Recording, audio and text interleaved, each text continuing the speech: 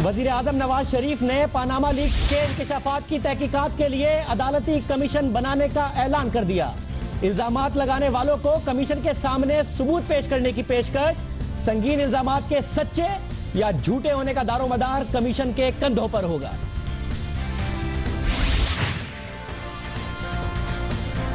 अदालती कमीशन से कुछ हासिल नहीं होगा। एतजाज एहसन ने अदालती कमीशन मुस्तरद कर दिया। पीटीआई भी खुश नजर नहीं आ रही। ऑपोजिशन ने कमीशन के आगाज से पहले ही नताइज का इशारा दे दिया। हुकूमती जराए कहते हैं कि पंजाब में दहशतगर्दी के खिलाफ ऑपरेशन में फौज और हुकूमत एक पेज पर है।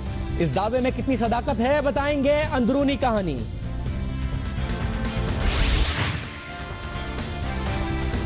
मोदी भारत में पाकिस्तानी एजेंट हैं। पठानकोट हमले पर खामोश रहने पर आम आदमी पार्टी के रहनुमा ने नरेंद्र मोदी को आईएसआई एजेंट कह डाला।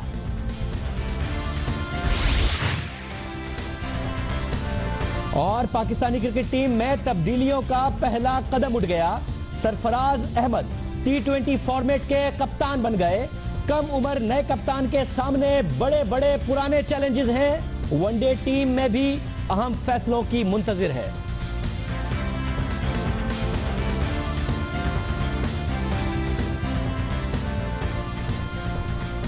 अस्सलाम वालेकुम, मैं हूं शाहजेब खानजादा। वजीर आजम नवाज शरीफ ने अब से पहले कुछ देर पहले एक अहम तकरीर की है और उस अहम तकरीर को हमारे कल के हुसैन नवाज साहब के इंटरव्यू से जोड़ें तो बहुत कुछ ऐसी बात है जो सामने आती है, बहुत कुछ है जो सामने आ सकता है और अपोजिशन का एहतजाज भी।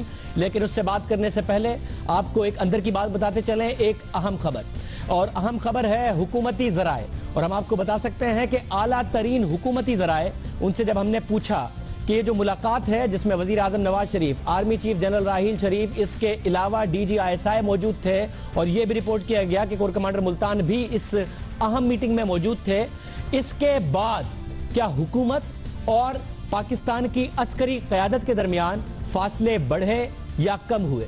अखबारात में ये रिपोर्ट हुआ कि जो पंजाब में ऑपरेशन है इसका मामला इस अहम मुलाकात के बाद हल नहीं हुआ। एक अखबार में ये रिपोर्ट हुआ कि फासले अभी तक बढ़े हुए हैं। ये रिपोर्ट हुआ कि अस्करी क़यादत और हुकूमत एक पेज पर नहीं है। हमने हुकूमत के आला तरीन ज़राए से बात की और आला तरीन ज़राए के हद तक हम आपको ये बता रहे हैं कि हुकूमत का कहना है कि इस अहम मुलाकात में जो कि वज़ीर आज़म Nawaz Sharif, army chief general राहील शरीफ, DG ISI, core commander Multan, जैसा कि रिपोर्ट हुआ उसमें ये मौजूद थे। इस मुलाकात से 3 दिन पहले चौधरी निसार, वज़ीर दाखिला चौधरी निसार और शहबाज शरीफ की आर्मी चीफ से जो मुलाकात हुई, मामलात उसी में तय पा गए थे। जिन मामलात में डिफरेंस ऑफ ओपिनियन की बात की जा रही थी और कहा जा रहा था कि पाकिस्तान की अस्करी और पाकिस्तान की सिविलियन क़यादत एक पेज पर नहीं है, वो मामलात वजीर आजम और आर्मी चीफ की मुलाकात से 3 दिन पहले होने वाली मुलाकात, जिसमें वजीर दाखिला और शहबाज शरीफ साहब थे और आर्मी चीफ से उन्होंने मुलाकात की, उस मुलाकात में तय पा गए थे। और वफाकी वजारत दाखिला पंजाब में जो ऑपरेशन हो रहा था उसमें से पहले एतमाद में थी। अगर कोई एतमाद में नहीं था तो वो पंजाब हुकूमत को एतमाद में नहीं लिया गया था। लाहौर में बम धमाका हुआ और बम धमाके के बाद ये तासुर उभरा कि जो ऑपरेशन किए गए हैं और DG ISPR की तरफ से ट्वीट भी किया गया कि इंटेलिजेंस एजेंसीज और रेंजर्स ने ऑपरेशन किए हैं और उस ऑपरेशन के नतीजे में गिरफ्तारियां हुई हैं और एम्यूनेशन भी पकड़ा गया है। अब हमें आला तरीन हुकूमती ज़राए बताते हैं कि उस वक्त जो ऑपरेशन हुआ, ये बात दुरुस्त है कि पंजाब हुकूमत उस वक्त उसे उस बारे में नहीं पता था। पंजाब हुकूमत को ऑपरेशन की मोडालिटीज़ का नहीं पता था, जिसकी वजह से ये तासुर उभरा कि पाकिस्तान की अस्करी क़यादत और पाकिस्तान की सिविलियन क़यादत एक पेज पर नहीं है।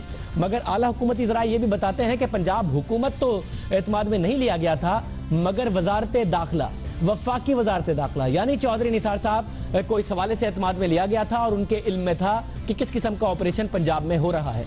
बाद में जो मुलाकात हुई आर्मी चीफ से शहबाज शरीफ साहब की और वजीर दाखिला चौधरी निसार साहब की, तो ऑपरेशन की आगे की मोडालिटीज पर बात की गई, पंजाब में ऑपरेशन कैसा होगा इस पर बात की गई। और आला तरीन हुकूमत ज़राए ये बात बताते हैं कि उस दिन के बाद, जिस दिन DG ISPR साहब ने ट्वीट भी किया था और जो ऑपरेशन हुआ था, उसके बाद कोई ऐसा ऑपरेशन नहीं हुआ जिसके बारे में ये तासुर उभरे कि पंजाब हुकूमत एक पेज पर नहीं है। जो भी ऑपरेशन हो रहे हैं वो पाकिस्तान की अस्करी और सिविलियन क़यादत उसमें एक पेज पर हैं और उसको इंटेलिजेंस एजेंसीज और साथ में जो काउंटर टेररिज्म डिपार्टमेंट और पुलिस है उसके कोऑपरेशन से सारे ऑपरेशन हो रहे हैं। और यह तय किया गया है कि रेंजर्स की जहां मदद चाहिए होगी रेंजर्स वहां पर कोऑपरेट करेगी। ये बात परवेज रशीद साहब ने उस दिन प्रेस कॉन्फ्रेंस में जब DGISPR के साथ वो कर रहे थे जरूर कहा था और इस बात की तौसीक भी की गई थी DGISPR की तरफ से कि जो ऑपरेशन है उसकी नोयत के हिसाब से ये देखा जा रहा है कि कहाँ रेंजर्स इसमें कोऑपरेट करेगी। अब पंजाब हुकूमत और आला तरीन हुकूमती ज़राए बताते हैं कि उसको भी एतमाद में ले लिया गया है। तो साफ नजर आता है कि पहले जो एक मौक़िफ़ था पंजाब हुकूमत का कि हम कोई ज़रूरत नहीं है कि रेंजर्स ऑपरेशन हो और ये सारा मामला हो, उसमें अब जहाँ जहाँ ज़रूरत होगी वहाँ पर रेंजर्स, जो कि लाजमी नहीं है कि सिर्फ वो एरियाज़ हों जहाँ पर पहले समझा जाता था, उन एरियाज़ में भी जहाँ पर इंटेलिजेंस इतलात कहेंगी कि रेंजर्स के कोऑपरेशन के साथ इस वक्त ऑपरेशन किया जाए वो होगा। आला तरीन हुकूमती ज़राए बताते हैं कि ये मामला तय पा गया। ये इस मामले पर अब हुकूमत, पंजाब हुकूमत, मरकजी हुकूमत और पाकिस्तान की अस्करी क़यादत एक ही पेज पर है। प्रोग्राम में आगे बढ़ते हैं और बात करते हैं वज़ीर आज़म नवाज शरीफ की कौम से खिताब की। इनसे जारी इल्ज़ाम तराशियों के बाद बिलाखिर वज़ीर आज़म नवाज शरीफ सामने आए, कौम को एतमाद में लेने की कोशिश की। वज़ीर आज़म नवाज शरीफ ने आज कौम से खिताब में पानामा लीक्स के दावे की अदालती तहकीकात का ऐलान कर दिया। अजीज़ अहले वतन, आज मैंने एक आला सतही अदालती कमीशन कायम करने का फैसला किया है। सुप्रीम कोर्ट के एक रिटायर्ड जज इस कमीशन के सरबराह होंगे। ये कमीशन अपनी तहकीकात के बाद फैसला देगा कि असल हकीकत क्या है। वज़ीर आज़म नवाज शरीफ ने कहा फैसला देगा असल हकीकत क्या है। इल्ज़ाम लगाने वालों के पास मौका है कि वो इल्ज़ाम का सबूत लेके आए। एक तरफ अगर उनके पास मौका है तो खुद शरीफ फैमिली के पास भी मौका है कि अपने ऊपर लगाए गए इल्ज़ामात को क्लियर करें। कल प्राइम मिनिस्टर नवाज शरीफ के साहबजादे हमारे साथ प्रोग्राम में मौजूद थे और उन्होंने कहा था मैं सारी बातें किसी टीवी टॉक शो में नहीं, लेकिन कोई भी अदालती फोरम हुआ तो उसके सामने जाके सारे सबूत जरूर रखूंगा। उन्होंने क्या कहा था वो आपको दिखाने से पहले आज अहम बात यह है कि वज़ीर आज़म ने जुडिशल कमीशन का ऐलान तो किया, लेकिन ये नहीं बताया कि जुडिशल कमीशन का दायरा कार क्या होगा, वो किस दायरे में रहते हुए काम करेगा, किन इल्ज़ामात की तहकीकात करेगा, क्योंकि ये वो इल्ज़ामात हैं जो पिछले 25 साल से शरीफ खानदान पर लग रहे हैं। खुद वज़ीर आज़म ने भी इन इल्ज़ामात का जिक्र किया कि 25 साल से मेरे और मेरे खानदान पर ये इल्ज़ामात लगाए जा रहे हैं। 25 सालों से बार बार दोहराए जाने वाले इल्ज़ामात को एक बार फिर मीडिया पर उछाला जा रहा है। मैं घिसे पिटे इल्ज़ामात दोहराने और रोज़ तमाशा लगाने वालों से कहता हूं कि वो इस कमीशन के सामने जाएं और अपने इल्ज़ामात साबित करें। जिन 3 अदवार का जिक्र किया मियां नवाज शरीफ साहब ने, वो तीनों पीपल्स पार्टी के अदवार थे। पहले उस नेशनलाइजेशन का जिक्र किया जिसमें इत्तेफाक फाउंड्रीज को भुट्टो साहब की, जुल्फिकार अली भुट्टो साहब की जो नेशनलाइजेशन की पॉलिसी थी जो पूरे मुल्क में अप्लाई हुई, जिससे प्राइवेट सेक्टर को बड़ा नुकसान पहुंचा, वो कर दिया गया। फिर जिक्र किया 1989 का कि उनका एक जहाज रोक लिया गया था शिपिंग, जिसमें सामान आ रहा था और जिससे भी उन्हें 50 करोड़ का नुकसान हुआ। फिर जिक्र किया गया 1995 का, जिसमें उनको टारगेट किया गया। तीनों अदवार पीपल्स पार्टी के अदवार थे, बार बार टारगेट किया जाता रहा, कहते रहे कि हम डिफॉल्ट कर गई हमारी कंपनीज, उसके बावजूद हमने जितना भी बैंक का कर्जा था सूद समेत वापस किया, सूद का भी 1 रुपया माफ नहीं कराया। अब पनामा पेपर्स की जानिब से जो दावे किए जा रहे हैं, ऐसे ही दावे 90 की दिहाई में किए जाते रहे। 1998 में FIA की जानिब से, और ये बड़ा अहम मामला है जो हम आपके सामने रख रहे हैं, इस अहम मामले के में जो इल्ज़ामात हैं वो वही हैं जो आज लगे, मगर शायद मियां नवाज शरीफ का जो रिस्पॉन्स है वो अलग है। 1998 में यही इल्ज़ामात लगे, मियां नवाज शरीफ ने कैसे रिस्पॉन्ड किया वो आपको बताते हैं। आज जब इल्ज़ामात लगे हैं तो आज का रिस्पॉन्स कैसे अलग है वो आपके सामने रखते हैं। 1998 में FIA की जानिब से शरीफ खानदान के हवाले से चौंका देने वाले हकाइक सामने लाए गए। तो BBC की documentary from Pakistan to Parkland में वो सब कुछ दिखाया गया जिसका दावा FIA ने अपनी रिपोर्ट में किया था। अखबारात में ये रिपोर्ट हुआ और जो अखबारात में रिपोर्ट हुआ वो आपके सामने रखते हैं। सिर्फ BBC ही नहीं, अक्टूबर 1998 में बैनुल अक़वामी अखबार द इंडिपेंडेंट ने अपनी तहकीकाती रिपोर्ट में दावा किया कि शरीफ खानदान फर्जी नामों से कई ऑफशोर अकाउंट चला रहा है जो मनी लॉन्ड्रिंग के लिए इस्तेमाल होते हैं।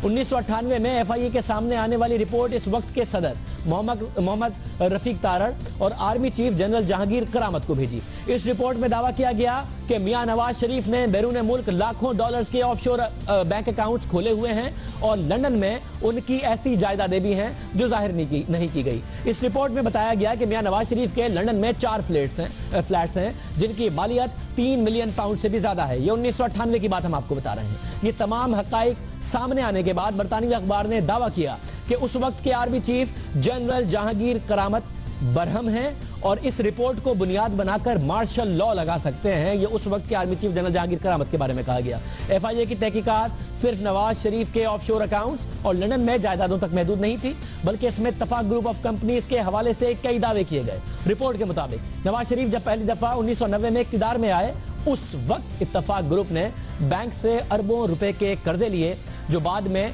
लौटाए नहीं गए। इस रिपोर्ट में दावा किया गया कि इत्तफाक ग्रुप ने $8 मिलियन ऑफशोर अकाउंट्स में भेजे जो बाद में शरीफ खानदान के 43 अफराद और दोस्तों को दिए गए। इसी रिपोर्ट में यह भी बताया गया कि 4 फ्लैट्स जो कि एवन फील्ड हाउस के नाम से पार्क लेन मेफेयर में थे, उनकी मिल्कियत 2 बरतानवी कंपनीज के पास है जो ब्रिटिश वर्जन आइलैंड में रजिस्टर्ड हैं। उनके जो बैंक अकाउंट्स हैं वो फर्जी हैं। संडे ऑब्जर्वर ने अपनी रिपोर्ट में दावा किया कि इसने जो तहकीक की है उसके बाद उसे मालूम हुआ है कि मियां नवाज शरीफ की जायदाद पाकिस्तान के अलावा Switzerland, Washington, British version island और सऊदी अरब, कुवैत और फिर लंदन में भी उनकी जायदादें हैं। मगर उस वक्त वज़ीर आज़म नवाज शरीफ ने इन इल्ज़ामात को मुस्तरद कर दिया और मियां साहब जो कह रहे थे कि 25 साल से इल्ज़ामात लग रहे हैं, उनमें इन इल्ज़ामात की भी बात कर रहे थे, क्योंकि ये इल्ज़ामात पहले भी लगे। बरतानवी अखबारात में ये सारी की सारी बात रिपोर्ट हुई। माहौल उस वक्त भी ये था कि कहा जाता रहा कि जी मियां नवाज शरीफ के मिलिट्री एस्टैब्लिशमेंट से ताल्लुकात बेहतर नहीं है। ये बात उस वक्त भी की जाती रही, मगर मियां साहब का उस वक्त का रिस्पॉन्स ये था कि उन्होंने उस वक्त भी इल्ज़ामात तो मुस्तरद किए और रिपोर्ट्स को बेबुनियाद भी करार दिया, मगर कोई एक्शन नहीं लिया। अब आज वज़ीर आज़म नवाज शरीफ ने यह जरूर कहा कि 25 साल से इल्ज़ामात लग रहे हैं, झूठे हैं, मगर इस दफा नवाज शरीफ ने, वज़ीर आज़म पाकिस्तान ने एक मुस्बत रवैया अख्तियार किया है।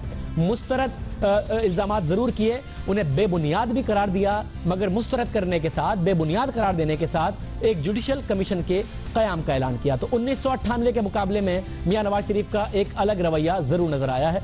3 जो उन्होंने बातें की, 1972 हो, 1989 या 1993 से 95 का दौर, पीपल्स पार्टी के तमाम अदवार में शरीफ खानदान के गिर्द जो गहरा तंग किया गया, ये शिकवा वज़ीर आज़म नवाज शरीफ ने आज कौम से खिताब में भी करते रहे हैं। कई बरस से ये इल्ज़ाम सामने आ रहे हैं। अब वज़ीर आज़म नवाज शरीफ ने इल्ज़ाम को तहकीकात के लिए जुडिशल कमीशन बनाने का जो ऐलान किया है, पीपल्स पार्टी वज़ीर आज़म के शिकवे और जुडिशल कमीशन के फैसले पर क्या राय रखेगी? क्या पीपल्स पार्टी के जो तीनों अदवार की मियां नवाज शरीफ ने बात की है वो दुरुस्त? और साथ साथ वज़ीर आज़म मुखालिफिन को तो कह रहे हैं कि आपके पास अब आप सारे के सारे सबूत लेके आए जो हम पर इल्ज़ाम लगाते हैं। क्या मियां नवाज शरीफ और उनका खानदान खुद सारे सबूत लेके आएगा कि वो कैसे पैसे बाहर लेके गए? अगर नहीं लेके गए, जैसा कि उसने नवाज ने हमारे प्रोग्राम में कहा, तो उन्होंने किस तरीके से सऊदी अरब में स्टील मिल कितने रुपयों से लगाई, कितने का उन्होंने लोन लिया, कितना अपने पैसे लगाए, अगर 100% लोन था तो कितने में वो स्टील मिल बेची, फिर हुसैन नवाज ने एक और स्टील मिल कितने रुपए में लगाई, फिर बरतानिया कितना पैसे लेके गए, उन पैसों से किस तरह कारोबार किया, कितने फ्लैट्स लिए, कितनी ट्रांजेक्शन की, उसके बाद कितना कमाया, कितना भेजा, कितना लगाया। क्या ये सारे के सारे मामला भी सामने रखेंगे? क्योंकि जब हमने कल हुसैन नवाज से पूछा तो उन्होंने क्या कहा था, दरअसल अब वज़ीर आज़म के बेटे हैं, वज़ीर आज़म पाकिस्तान के बेटे हैं। उस वज़ीर आज़म के जो अवाम से कहते हैं कि आप ज़्यादा से ज़्यादा टैक्स दें, अवाम से कहते हैं कि अपने असासे डिक्लेयर करें, तो ऐसे वज़ीर आज़म के बेटे होते हुए आपके अवाम, पाकिस्तान के अवाम के सामने नहीं बताएंगे कि जब आप सऊदी अरब गए आपने स्टील मिल लगाई, उसके बाद आपने बताया कि वो स्टील मिल बेचकर आप यूके में भी पैसा लेके गए। ज़ाहिर है अगर सऊदी अरब से लेके गए तो लीगली लेके गए होंगे, वो किस तरह लेके गए, कितना पैसा लेके गए, कितने में बेचा, या आप अवाम के सामने नहीं रखेंगे अपने ऑफिशियल अकाउंट्स? नहीं, मेरा ख्याल है जी कि ये आप मुझ तक ही रहने दें। जो है ना अपना, मैंने आपको जब बता दिया है और हर चीज का जो है ना सबूत मेरे पास है, तो आप जो है ना अपना मुझ तक ही रहने दें। अगर लेट से कि जो है ना कल को मुझे ये बात आप जो है ना कानूनी तौर पे कोर्ट ऑफ लॉ पूछेगा तो मैं वहां पर दूंगा, लेकिन जो है ना जहाँ तक अमाउंट्स का ताल्लुक है आप उसको मुझ तक रहने दें। और ये मेरा हक है कि मैं अपने कारोबारी मामला जो है उनको जो है सीक्रेसी के साथ ट्रीट करूं। मैं आपको बता रहा हूँ एक चीज जो है, और जब वक्त आएगा तो साबित भी कर देंगे। उन्होंने कहा था कोर्ट ऑफ लॉ में अगर मामला होगा तो उसके सामने जरूर पेश करूंगा। जब अपने वालिद साहब ने अनाउंस किया है बतौर वजीर आजम एक कमीशन का, उसके सामने वो अब आएंगे तो किस हद तक सबूत सामने रखेंगे, क्योंकि उन्होंने दावा किया था, हमने फिर बार बार इस बात पर जोर दिया था कि वो ये मामला अपने सामने रखें, क्योंकि मामला हर 4-6 महीने बाद बार बार उठेगा। उन्होंने जब हमने फिर पूछा तो उन्होंने क्या कहा, जरा सुनिए। इंटरव्यू में कहा कि आपने स्टील मिल लगाई, सब स्टेक होल्डर्स तैयार नहीं थे कि आप स्टील मिल तैयार थे कि बेचें, आप नहीं चाहते थे कि बेचें, मगर आपका डिसीजन वीटो हुआ। उसके बाद आपने एक छोटी स्टील मिल सऊदी अरब में लगाई, तो आप आवाम को बताएंगे नहीं, आपके वालिद साहब पर और आप पर सवालात उठ रहे हैं, वज़ीर आज़म पाकिस्तान है वो, कि कितने पैसे में स्टील मिल बिकी, आपको कितना हिस्सा मिला, उस बाकी हिस्से में से कितने में आपने सऊदी अरब में दोबारा स्टील मिल लगाई, कितने आप बरतानिया में पैसे ऑफिशियली लेके गए, कितने आपने इन्वेस्ट किए, कितने में मॉर्गेज किया, कितना पैसा कमाया। अवाम के सामने ट्रांसपेरेंट तरीके से नहीं रखेंगे, कितना कमाते गए, साल क्या हुआ। देखिए जी, मैं आपको जब एक तरीका जो है बता चुका हूँ, तो आप उसकी जो है ना अपना मुझसे फिगर्स आप क्यों पूछते हैं? जब यानी अपना कभी जरूरत पड़ी साबित करने की तो कर दूंगा इंशाअल्लाह ताला। जरूरत पड़ी साबित करने की तो करूंगा इंशाअल्लाह ताला। अब बड़ा अहम मामला है, मियां नवाज शरीफ ने एक जुडिशल कमीशन की बात की है, एक रिटायर्ड जज की सरबराही में जुडिशल कमीशन की बात की है। एतजाज हसन साहब उसे मुकम्मल तौर पर रिजेक्ट कर रहे हैं। साथ में पाकिस्तान तहरीक इंसाफ के सीनियर रहनुमा हामिद खान साहब की तरफ से कहा गया, पहले हम देखेंगे जज कौन है, क्या मामला है, उसके बाद तफसीली इस पर रिएक्शन देंगे। हमारी कोशिश होगी कि हम प्रोग्राम में इमरान खान साहब से भी गुफ्तगू करें, उनका मौक़िफ़ अब मालूम करें। अगर एक कैच 22 की भी सिचुएशन है, अगर नैब से FIA से कार्रवाई कराते तो भी इल्ज़ाम लगता हुकूमत के ऊपर कि ये आपने इनको इन्फ्लुएंस किया है। अब अगर एक रिटायर्ड जज का मामला है तो उस जज पे क्या बीतनी है, क्योंकि पाकिस्तान में जो जुडिशल कमीशन की हिस्ट्री रही है उसमें जब मर्जी का फैसला ना आए, किसी भी आइदर पार्टी का ना आए, तो वो फिर जो चढ़ाई की जाती है और जो बच्चों तक को टारगेट किया जाता है वो एक अलग मामला है। कायरा साहब इस वक्त हमारे साथ मौजूद है, पीपल्स पार्टी का मौक़िफ़ उनसे मालूम करते हैं। सैयद हुसैन साहब भी हमारे साथ मौजूद हैं, उनकी राय वज़ीर आज़म की तकरीर पर मालूम करेंगे। आप दोनों का बहुत शुक्रिया। कायरा साहब, सबसे पहले बताइएगा, 3 इल्जाम लगाए उन्होंने। एक भुट्टो साहब के दौर में नेशनलाइजेशन 1989 जहाज 50 करोड़ रुपए, फिर 93 से 95, फिर तीसरा आपका दौर के हमें मुसलसल विक्टिमाइज किया गया, और फिर अब उन्होंने जुडिशल कमीशन बनाया है। वेलकम करते हैं कि फाइनली अपने आप को एहतसाब के लिए वज़ीर आज़म पाकिस्तान ने पेश किया है अपने आप को और अपने खानदान को। मेरा ख्याल है प्राइम मिनिस्टर साहब की ये स्पीच पता नहीं इनको शायद अपनी जाती वजाहत के लिए जरूरत भी थी कि नहीं, उनकी टीम ने उनको एक गलत एडवाइस दी है। प्राइम मिनिस्टर साहब ने अपनी फैमिली हिस्ट्री दी, यकीनन उनके वालिद साहब ने बड़ा मेहनत से अपना कारोबार किया था, बड़ा कामयाब आदमी थे। उसके बाद उनके चचाओं ने भी बड़ा अच्छे कारोबार किए होंगे, किसी को कोई एतराज तो नहीं है इस बात पे। रही बात ग्रोथ की, तो यकीनन ग्रोथ जो है वो उस वक्त ज्यादा शुरू होती है जब जनरल ज़ियाउल हक का दौर आ जाता है। भुट्टो साहब के दौर में नेशनलाइजेशन कोई एक खानदान का इशू नहीं था कि मियां साहब को विक्टिमाइज किया गया, ये कोई पॉलिटिकल फिगर नहीं थे कि इनके साथ ज्यादती की गई, टारगेट किया गया। वो एक पॉलिसी थी, और मियां साहब को ये पता ही है कि वो सिर्फ एक मुल्क में नहीं पूरी दुनिया में उस वक्त नेशनलाइजेशन एक फिलॉसफी के तौर पर इस्तेमाल हो रही थी। बहुत सारी सनतें, बहुत सारे फैक्टर्स नेशनलाइज हुए, उसमें बैंक भी थे, उसमें इंश्योरेंस कंपनियां भी थी। वो अगर नेशनलाइजेशन के ऊपर जाहिर एक बड़ी डिबेट हो सकती है इस हवाले से। मैं अगर आपका जानना चाहूं, क्योंकि एक अजीब सिचुएशन है, एक तो पहली दफा इल्जाम सब पर लगते रहे, पीपल्स पार्टी भी लगते रहे कि किसी ने कोई कमीशन बनाने की बात की हो, नैब FIA करते तब भी एक मसला था। अब पीपल्स पार्टी मुतमईन है, क्योंकि एतजाज हसन साहब ने बड़ा कैटेगोरिकली रिजेक्ट किया, मुतमईन है पीपल्स पार्टी।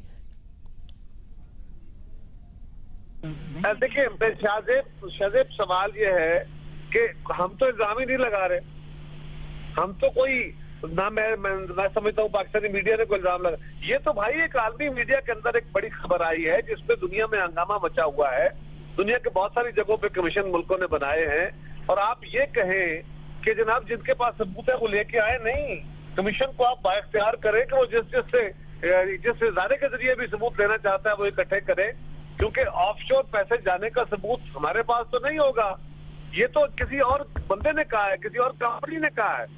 और मियां साहब के अपने फर्जंद ने खुद इकरार किया है कि हाँ मेरी ऑफशोर कंपनीज हैं, हाँ मेरा बरतानिया में कारोबार भी है, प्रॉपर्टीज भी हैं, और उन्होंने ये भी कहा है कि हाँ हमने यहाँ से पैसे बाहर भेजे थे, मुश्किल औकात के लिए भेजे थे। ये बातें, अब इसका सबूत हम क्या दें?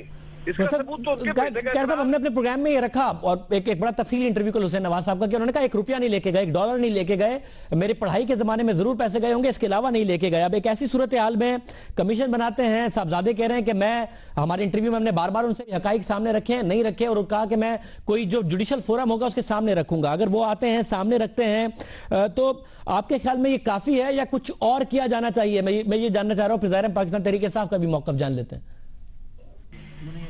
देखिए ना, ऑफशोर, देखिए शायद सिंपल बात है, आप ऑफशोर कंपनियां क्यों बनाते हैं? ऑफशोर कंपनियां कैसे बनती है आपके इल्म में है ना? अगर मैंने बाहर जाके, मेरे पास लीगल मनी है, मैं अपने नाम का जाके बरतानिया में प्रॉपर्टी क्यों नहीं खरीदता? मैं अपने बच्चों के नाम, अपनी बीवी के नाम क्यों नहीं खरीदता? मैं इसलिए नहीं खरीदता कि मैं अपना सोर्स डिक्लेयर नहीं कर सकता, मेरा वो पैसा लीगल मनी नहीं है, या मैं अपना पैसे का सोर्स छुपाना चाहता हूँ। तो क्या तरीकाकार है उसका? बड़ा सिंपल था, ये दुनिया में मुरव्वज है। वो कहते हैं ये लीगल है, हाँ टेक्निकली इसकी लीगलिटी अपनी जगह है। क्या कि उन्होंने जाके पनामा में किसी वकील के जरिए जो कंपनियों का कारोबार करता है, ये भी कारोबार है, कोई कारोबारी कंपनी नहीं है, कोई बिजनेस कंपनी नहीं होती, ये परफार्मा कंपनी होती है, खाली शेल कंपनी। वो करते क्या है कि उन्होंने कंपनी बना के रखी है, आप जाते हैं, आप उन्हें कहते हैं जी मैंने कंपनी खरीदनी है, मैंने अपना कारोबार करना है, उनके साथ एक रकम तय होती है, उनके डायरेक्टर रिटायर हो जाते हैं, आपके डायरेक्टर इंडक्ट हो जाते हैं, उस कंपनी के नाम पे जो एक वकील आपका, जिस वकील से ये सारे डॉक्यूमेंट निकले हैं, वो इनको 15,000 कंपनियों को डील कर रहा था। अब सवाल ये है कि ये कंपनी, आपने इसका अकाउंट खोला, पैसे उसमें ट्रांसफर किए और जाके बरतानिया में प्रॉपर्टी खरीद ली। उस प्रॉपर्टी का अगर सोर्स मांगा जाता है, पैसा कहाँ से आया, वो कहते हैं पनामा से आया। आप पनामा से पूछते हैं बरतानिया वाले, तो वो कहते हैं हम तो नहीं बता सकते ये पैसा हमने कहाँ से दिया या इसके डायरेक्टर सारे कौन है। लिहाजा ये सारा एक ब्लैंकेट कवर होता है जो असल में या तो आपका सोर्स इलीगल है, आपकी दौलत जो है वो टैक्स वाली नहीं है, या आप उसके ऊपर और उसके तरीकाकार को छुपाना चाहते हैं। आपका मुल्क से जब जहां से आपने पैसा निकाला है वो इलीगल मीन्स है। कायर साहब बहुत शुक्रिया। कायर साहब बहुत शुक्रिया। कायर साहब कह रहे थे और ये पूरा का जो प्रोसेस है, पाकिस्तान पीपल्स पार्टी की तरफ से ये भी कह रहे थे कि इल्जाम तो हमने लगाया ही नहीं, मगर ये जो तहकीकात हैं उससे और जो अनाउंसमेंट है वज़ीर आज़म की, एक तो तकरीर से मुतमईन नहीं कि उससे मुतमईन नहीं नजर आती पाकिस्तान पीपल्स पार्टी। इनायत हसन साहब, कायरा साहब, तलत हुसैन साहब भी हमारे साथ मौजूद है, पाकिस्तान तहरीक इंसाफ से नई मुल्क साहब ने भी हमें ज्वाइन किया है। तलत हुसैन साहब, मियाँ साहब की तकरीर और उसके ऊपर रेस्पॉन्स, मियाँ साहब मैक्सिमम यही अनाउंस कर सकते थे या मियाँ साहब की तरफ से और कुछ अनाउंस किया जाना चाहिए था, और कुछ बताना चाहिए था, कुछ डिटेल्स रखनी चाहिए थी? शुक्रिया शाहज़ैब। मेरे ख्याल में अगर आप उसको मीडिया के जाविये से देखें और सियासी जाविये से देखें तो शायद हुकूमत और मियाँ मोहम्मद नवाज शरीफ खुद बतौर प्राइम मिनिस्टर इस मामले को बहुत स्ट्रेट एंड नैरो, जिसको हम अंग्रेजी में कहते हैं, उसको महदूद कर सकते थे। न जाने आज की तकरीर का मशवरा उनको किसने दिया था। उन्होंने इस तमाम मामले को अपने बेटों के कारोबार के मामले से निकाल कर उन्होंने अपने खानदान के तमाम बिजनेस की तारीख का मामला बना दिया। लिहाजा जो पनामा लीक्स के अंदर जो बातें सामने आई हैं उनका ताल्लुक शरीफ खानदान की बिजनेस की हिस्ट्री के साथ नहीं है। उनका ताल्लुक उनके बेटों के और बेटी के नाम पर जो कंपनीज हैं जिसके ऊपर शरीफ खानदान का मौका बड़ा वाज़ेह है, कल आपके प्रोग्राम में बहुत तफसील के साथ उन्होंने बयान किया, उस मामले से मुतल्लिक है। तो एक तो मेरे ख्याल में ये बहुत अजीबोगरीब कैफियत है कि जब आप वजाहत में जाते हैं तो आप वो तमाम तनाज़े भी उठा लेते हैं। अभी देखें, अब उनकी पीपल्स पार्टी के साथ एक अलग लड़ाई शुरू हो गई, उसके ऊपर आसिफ अली जरदारी साहब के बयान भी आ रहे हैं, अतराज साहब के बयान भी आ रहे हैं, पीपल्स पार्टी सख्त किस्म की नाला है उनसे, और फिर पुरानी बातें भी सामने आ रही हैं जी कि अच्छा 93 में आपने क्या किया था, उस वक्त आपने रूल्स किस तरीके से चेंज किए थे। तो उन्होंने मेरे ख्याल में तफसील में जाकर अपने साथ ज्यादती की है। दूसरा, बतौर प्राइम मिनिस्टर उनको इसकी वजाहत देनी चाहिए थी एक ऐसे इदारे या एक ऐसी क्रॉस कमेटी की तजवीज के जरिए जिसके ऊपर तमाम जमातों का एतमाद हो। देखिए, हमने बहुत मरतबा लफ्ज सुना है इल्जाम लगा है, पनामा लीक्स में इल्जाम नहीं लगा है। हकायक उनकी नजर में जो थे वो सामने लाए गए हैं। उन हकायक की जो तशरीह है वो इल्जामात की सूरत में सामने आ रही है। अगर आप प्यूटन के मुखालिफ हैं तो आपको प्यूटन जो है एक बहुत बड़ा ठग नजर आएगा। अगर आप रूस के अंदर रहते हैं और रशियन टेलीविजन के ऊपर काम करते हैं तो आपको लगेगा कि तमाम का तमाम काम जो है वो CIA कर रही है। तो वो हकायक सामने आए हैं। मेरे ख्याल में जो करने की बात थी वो ये थी कि आप तमाम अपोजिशन की पार्टीज की तरफ से जो इल्जामात जो उसकी तशरीह हो रही है उसके पेश नजर आप उनसे तजावीज तलब करते, और मेरे ख्याल में PTI की तरफ से भी यही तजवीज आती, मेरे ख्याल में पीपल्स पार्टी की तरफ से भी यही तजवीज आती कि एक ऐसे कमीशन या कमेटी बनाइए जिसके ऊपर हम सब का एतमाद हो, वो तमाम इल्जामात की जो है तहकीक कर पाए और रिपोर्ट कौम के सामने।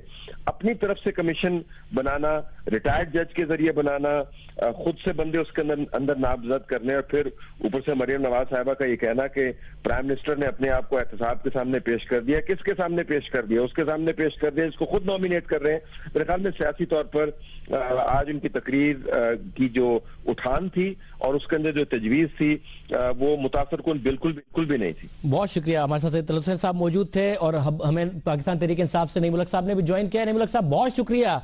किस हद तक पाकिस्तान तहरीक इंसाफ मुतमईन है या मुतमईन नहीं है मियां नवाज शरीफ साहब के इस अनाउंसमेंट से कि जुडिशल कमीशन बना रहे हैं रिटायर्ड जज की सरबराही में, किस हद तक मुतमईन है? हम बिल्कुल मुतमईन नहीं है। हम समझते हैं कि तकरीर बहुत ही गैर तसल्ली बख्श थी, और बल्कि वो एक शेर मेरे जहन में आ रहा है कि वो बात सारे फसाने में जिसका जिक्र ना था वो बात उनको बहुत नागवार गुजरी है। उनकी फैमिली हिस्ट्री जो आज उन्होंने बयान की उसका जज तलब बिल्कुल सही कह रहे थे, उसका कोई ताल्लुक ही नहीं था उन हकायक से या उन इल्जामात से जो पानामा लीक्स की रोशनी में पूरी दुनिया के सामने आ रहे हैं। नंबर 1। नंबर 2 जी बात यह है कि इन्होंने किसी भी एतराज या सवाल का जवाब नहीं दिया इस तकरीर में, इसलिए तकरीर जो थी ये बेमानी सी मुझे नजर आई। दूसरी बात यह कि इन्होंने जो कमीशन बनाने का ऐलान किया, जैसा तलब भी कह रहे थे, मैं भी उससे इत्तेफाक करता हूँ।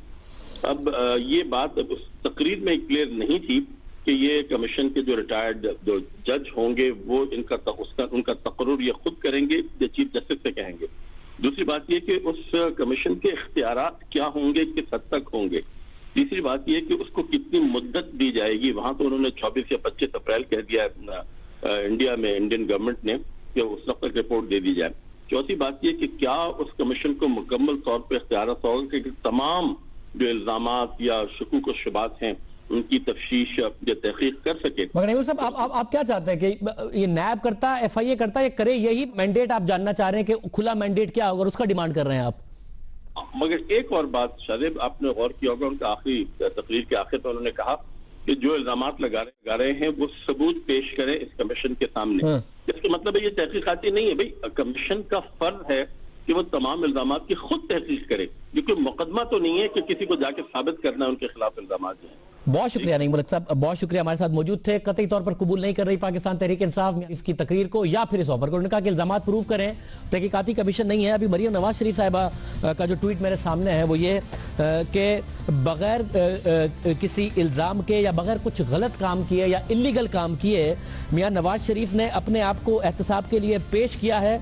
अब या तो इसको साबित करें या फिर माफ़ी मांगे। अब ये बड़ी इंटरेस्टिंग बात है क्योंकि साबित बहुत कुछ शरीफ खानदान को भी करना है, सिर्फ इल्ज़ाम लगाने वालों को नहीं साबित करना। इल्ज़ाम लगाने वालों के पास सबूत हैं वो सामने लेके आए। कुछ शरीफ खानदान को बहुत कुछ साबित करना है जिसका हम बार बार हुसैन नवाज साहब से सवाल करते रहे, बार बार उनके सामने सवाल रखते रहे कि भैया आपका फाइनेंशियल ट्रेल जो है जिसके तहत आपने बिजनेस किया है, और वो ये जवाब देते रहे कि मैं ये सारे सबूत किसी एक जुडिशल फोरम पे रखूंगा, एक टॉक शो में नहीं रखूंगा।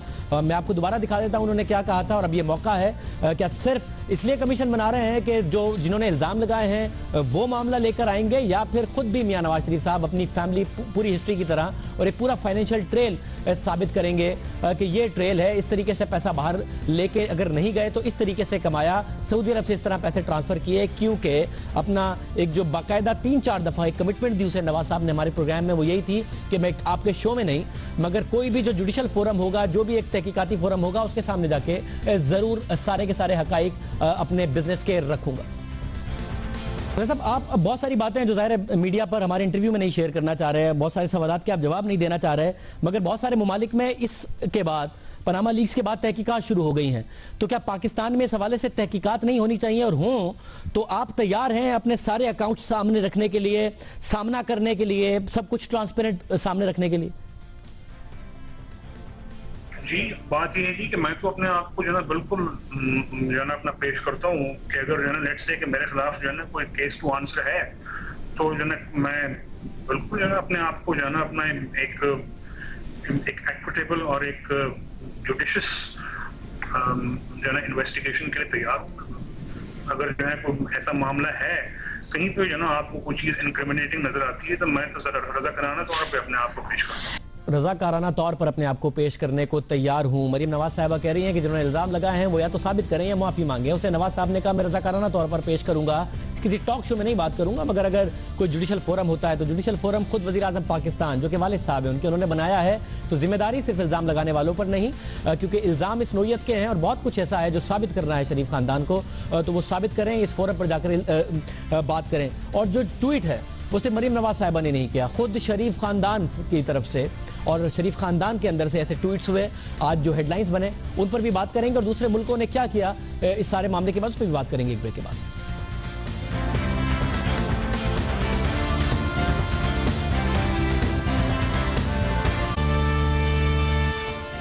जहां शरीफ खानदान पर इल्जामात के बाद वज़ीर आज़म मियां नवाज शरीफ ने जुडिशल कमीशन का ऐलान किया है और मरीम नवाज कह रही हैं कि अब जिन्होंने इल्ज़ाम लगाए थे वो आएँ और इल्ज़ामात साबित करें या फिर माफ़ी मांगे। जहां पर हुसैन नवाज कह रहे हैं और हमारे शो में कहा था कि मैं किसी जुडिशल फोरम पर आकर सारे सबूत दूंगा, वहां वज़ीर आला पंजाब शहबाज शरीफ की अहलिया तहमीना दुरानी का बयान सामने आया और उनका ये बयान उन्होंने अपने ट्विटर अकाउंट पर जारी किया, जिसमें उनका कहना था कि मेरे लिए ऑफशोर गैर अखलाकी है, ऑफशोर अकाउंट खोलना, ऑफशोर कंपनीज बनाना गैर अखलाकी है और गैर अखलाकी काम गैर कानूनी काम से भी ज्यादा बुरा है। शरीफ फैमिली अपनी दौलत को कौम को वापस करके सादा जिंदगी गुजारे, शरीफ खानदान दौलत कौम को लौटाकर ही अपना नाम साफ कर सकता है। तहमीना दुरानी का मजीद कहना था और अपने ट्विटर अकाउंट में कहना था कि शहबाज शरीफ से शादी को 14 साल हो गए हैं और शरीफ खानदान के दीगर अफराद से कभी नहीं मिली। खानदान का बहरहाल हिस्सा है और उनकी तरफ से भी ये मुतालबा किया गया कि सारी दौलत पाकिस्तान वापस लाएं। और अहम बात यह है कि वज़ीर आज़म नवाज शरीफ ने जुडिशल कमीशन का ऐलान किया है और अब तमाम हक़ाइक़ सामने आने चाहिए और दो तरफा तौर पर सामने आने चाहिए, सिर्फ इल्ज़ाम लगाने वालों से, क्योंकि पनामा अकाउंट्स में जो बातें सामने आई हैं वो 98 में भी इल्ज़ाम लग चुके अपना नाम क्लियर करने के लिए, कभी मनी लॉन्ड्रिंग नहीं की, कभी पाकिस्तान से पैसा वापस नहीं लेके गए, बेटों को पैसा दिया नहीं, वज़ीर आज़म के जो अपने एसेट्स कम नज़र आते हैं पाकिस्तान में, फिर बाकी एसेट्स कहाँ, ये सारी बातें क्लियर करना खुद वज़ीर आज़म की जिम्मेदारी है। अच्छी बात है एक कमीशन का ऐलान किया गया, वो कमीशन ट्रांसपेरेंटली काम करे।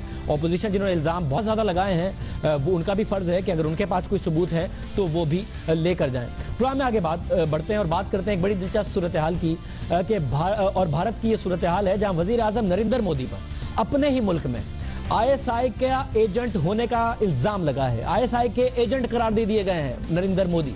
पठानकोट वाक़े पर नरेंद्र मोदी की खामोशी उन्हें महंगी पड़ी। आम आदमी पार्टी ने उनकी खामोशी पर उन्हें कटहरे में खड़ा कर दिया है। आम आदमी पार्टी के रहनुमा अमित मिश्रा कहते हैं कि मोदी ISI के एजेंट हैं। उन्होंने उन पर गद्दारी का इल्जाम भी लगाया। क्या मोदी जी भारत माँ के दुश्मन हैं, यह भी उन्होंने कहा। अमित मिश्रा ने कहा कि मोदी के दौरे हुकूमत में हम घर के रहे ना घाट के। ट्विटर पर भारतीय मोदी मुखालिफ बयानात दे रहे हैं। कोई उन्हें अब मुल्क दुश्मन कह रहा है, कोई भारत में उन्हें ISI का एजेंट करार दे रहा है और ये मोदी की पूरी जिंदगी में पहली दफा हुआ होगा, क्योंकि मोदी की अपनी सियासत पाकिस्तान मुखालिफ नारे पर बुनियाद बनती है। ऐसे वक्त में जब मियां नवाज शरीफ उनकी हल्फ बर्दारी की तकरीब में गए, मियां नवाज शरीफ चाहते रहे कि दोनों की दोस्ती हो, मियां नवाज शरीफ ने अपने ही मुल्क में इल्जामात समेटे। उस वक्त में भी नरेंद्र मोदी पाकिस्तान पर इल्जाम लगाते रहे, पाकिस्तान की फौज के बारे में तरह तरह की बातें करते रहे। उनके दौर में जो कंट्रोल लाइन है उस पर मामलात खराब होते रहे। फिर एक ऐसा वक्त आया जिसमें पहली दफा पाकिस्तान में यह कहा गया कि नरेंद्र मोदी ने पहली दफा कोई ऐसा काम किया है जिसके बारे में कहा जा सकता है कि उन्होंने एक होश के नाखून लिए हैं, अकल के नाखून लिए हैं, समझदारी दिखा रहे हैं। पठानकोट वाक़े पर उस तरीके से कैपिटलाइज नहीं कर रहे हैं, पाकिस्तान पर उस तरह इल्जाम नहीं लगा रहे, खामोश हैं, सिफारती सतह पर मामला उठा रहे हैं, ताउन कर रहे हैं। पाकिस्तानी टीम को भारत आने की इजाजत भी दी गई है। तो ऐसे वक्त में जब हमें लगा कि नरेंद्र मोदी ने पहली दफा सही तरीके से सही काम किया है और मुज़ाकरात को और अमन को आगे ले जाने की कोशिश की है, तो भारतीय सियासतदानों को लगा कि नरेंद्र मोदी पाकिस्तान की एजेंसियों के एजेंट हैं। उन्होंने पाकिस्तानी टीम को भारत में पठानकोट की तहकीकात की इजाजत देकर गलत काम किया। उन्होंने पठानकोट के वाक़े पर खामोश रहकर और सिर्फ सफारती सतह पर मामला उठाकर ऐसा गलत काम किया कि उन्हें ISI का एजेंट करार दे दिया गया है। बड़ा दिलचस्प मामला है कि जब पहली दफा हमारी नज़र में नरेंद्र मोदी ने कोई सही काम किया है और खामोश रहकर और उस पर कैपिटलाइज ना कर उस वक्त भारतीय सियासतदानों और अपोजिशन और आम आदमी पार्टी के रहनुमाओं की नज़र में नरेंद्र मोदी पाकिस्तानी एजेंट हो गए हैं। आज से पहले उन पर यह इल्ज़ाम नहीं लगा, उनको इस इल्ज़ाम का भी सामना करना पड़ा बतौर वज़ीर आज़म। अगर पहली दफ़ा हमारी नज़र में जब हम कह रहे थे कि एक मैच्योर रिएक्शन नजर आता है नरेंद्र मोदी की तरफ से। प्रोग्राम में एक ब्रेक शामिल करते हैं। सरफराज अहमद T20 के कप्तान बना दिए गए, कितना बेहतर है। सिर्फ 3 T20 पाकिस्तान के 2016 में, बाकी के 9 महीने में मैचेस हैं। बाकियों में भी क्या उन्हें कप्तान बनना चाहिए? वो खुद चाहते हैं, क्योंकि रमीज राजा ने कहा वनडे और टेस्ट में कप्तान बनाएं। सीनियर प्लेयर्स के जो प्लेयर पावर है उसको कैसे मुकाबला करेंगे, टीम में ग्रुप बंदी का कैसे मुकाबला करेंगे, कैसे सबका सामना करेंगे, खुद सरफराज अहमद से पूछेंगे एक ब्रेक के बाद।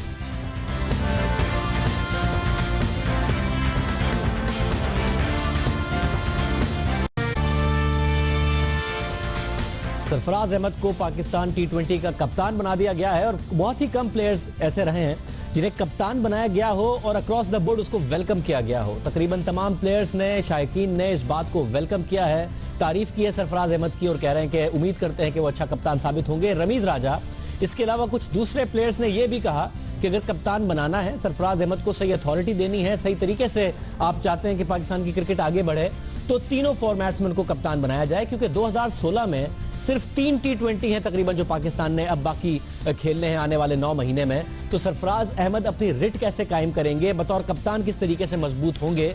और सरफराज अहमद वो वाहिद प्लेयर हैं तीनों कप्तानों में, मिसबाह वनडे और T20 नहीं खेलते, अजहर अली T20 नहीं खेलते, सरफराज अहमद तीनों फॉर्मेट्स में पाकिस्तान की नुमाइंदगी कर रहे हैं।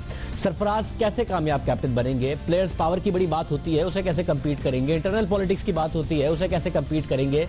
आमतौर पर एक हम्बल नेचर के लिए जाने जाते हैं, कप्तानी में अग्रेसिव हैं, बाय नेचर हम्बल हैं। किस तरीके से सारी चीज़ों का सामना करेंगे? सरफराज हमारे साथ मौजूद है। सरफराज, बहुत शुक्रिया और आपको बहुत बहुत मुबारक हो कि आप T20 के कप्तान बने हैं। सभी इस बात को वेलकम भी कर रहे हैं। सबसे पहला सवाल, और मैं आपकी नेचर को जानते हुए मुझे पता है कि आप कहेंगे कि जो बोर्ड ने फैसला कर लिया, मगर सिर्फ 3 ही T20 हैं।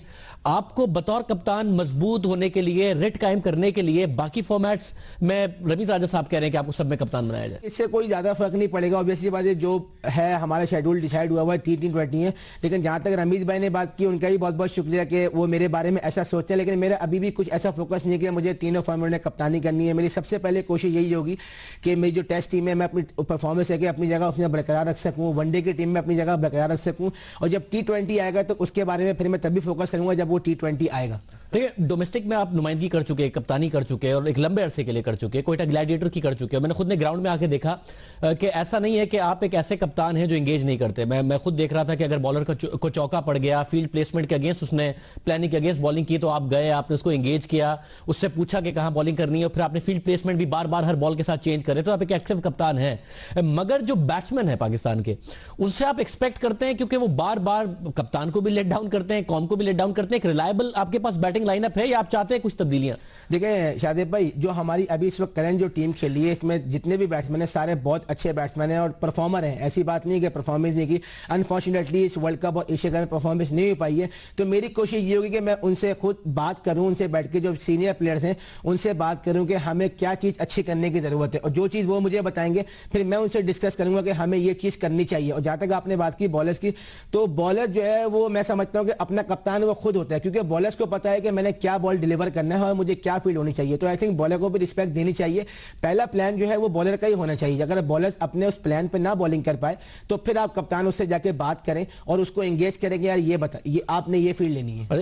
एक सवाल है, और जो जाहिर है आपकी कप्तानी का आज अनाउंस हुआ पहला दिन है, शायद आपको मुश्किल सवाल ये जवाब देने के लिए लगे, मगर ये हकीकत है कि पाकिस्तान में ये बात कही जाती है कि जी सीनियर प्लेयर्स का पावर अलग है, पॉलिटिक्स अलग होती है, ग्रुप बंदियां अलग होती हैं। आप हम्बल नेचर के आदमी हैं, एक सख्त कप्तान हमने हिस्ट्री में देखा, इमरान खान बड़े सख्त कप्तान थे, धोनी बड़े सख्त कप्तान हैं, फैसले करते हैं, दोस्ती पर कॉम्प्रोमाइज करते हैं, प्लेयर्स पावर नहीं बनने देते, ग्रुप बंदी नहीं बनने देते। स्टीव वॉ बड़े सख्त कप्तान थे।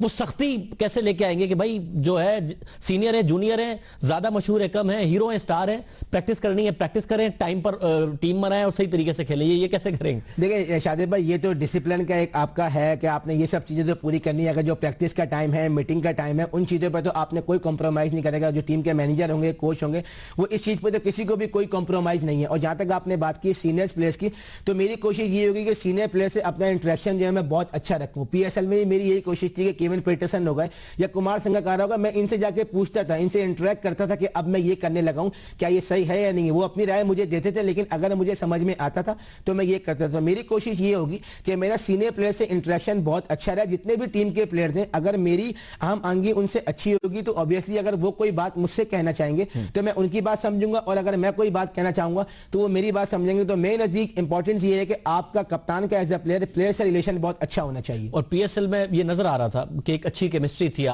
पीटरसन के दरमियान, संगकारा और फिर वेवन रिचर्ड्स के साथ एक पूरी गाइडेंस थी, और जाहिर है फिर आप अच्छी कप्तानी कर रहे थे, आपकी टीम ने परफॉर्म भी जबरदस्त किया। वो सपोर्ट आपको टीम में कहीं दिखती है, टीम इंतजामिया के साथ भी, सीनियर प्लेयर्स के साथ भी वो सपोर्ट आपको मिल पाएगी? नहीं, देखिए बिल्कुल मिलेगी इंशाल्लाह। अभी जो देखें नई टीम मैनेजमेंट अनाउंस होनी है, तो ऑब्वियसली ये बातें जो भी होगा इंशाल्लाह अच्छा ही आएगा। तो हम उसके साथ बैठेंगे, एक प्लान तैयार करेंगे कि हमें ये करना है आगे बैठ के। तो ऑब्वियसली ये बात है, कोच और कप्तान का एक पेज पे आना बहुत जरूरी है, क्योंकि जब कोच और कप्तान एक पेज पे होंगे तो इंशाल्लाह जो बात हम उनको डिलीवर करेंगे तो वो समझेंगे कि हम एक ही बात ही कह रहे हैं दोनों।